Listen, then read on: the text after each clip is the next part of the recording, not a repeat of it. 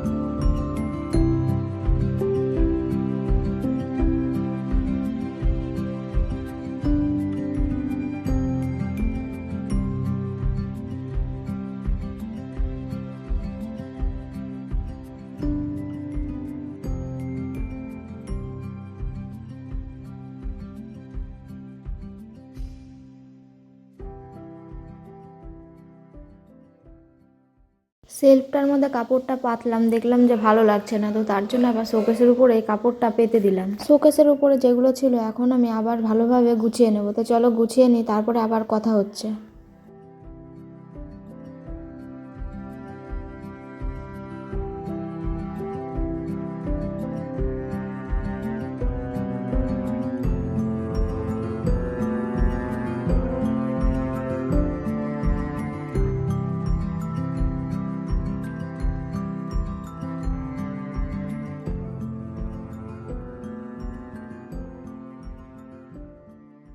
আমার প্রায় ঘরটা গোছানো হয়ে গেছে। এখন আমি খাটটা মুছে নেব, কারণ খাটে ভীষণ ধুলো পড়েছিল।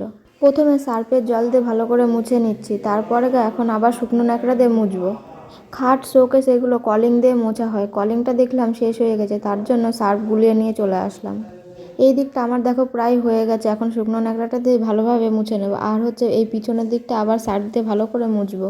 আমার দেখো ঘর গোছানো প্রায় কমপ্লিট হয়ে গেল, আর এখন আমি খাটের এই সাইডটাও মুছে নিচ্ছি, তারপরে শুকনো ন্যাকড়া দিয়ে মুছে নেব। তো দেখো আমার কমপ্লিট হয়ে গেল ঘর গোছানো। আজকের ভিডিওটা এতটুকুই। তোমরা সবাই ভালো থেকো, সুস্থ থেকো। দেখা হচ্ছে পরের ভিডিওতে। চ্যানেলটা সাবস্ক্রাইব করে পাশে থেকো। টাটা বন্ধুরা।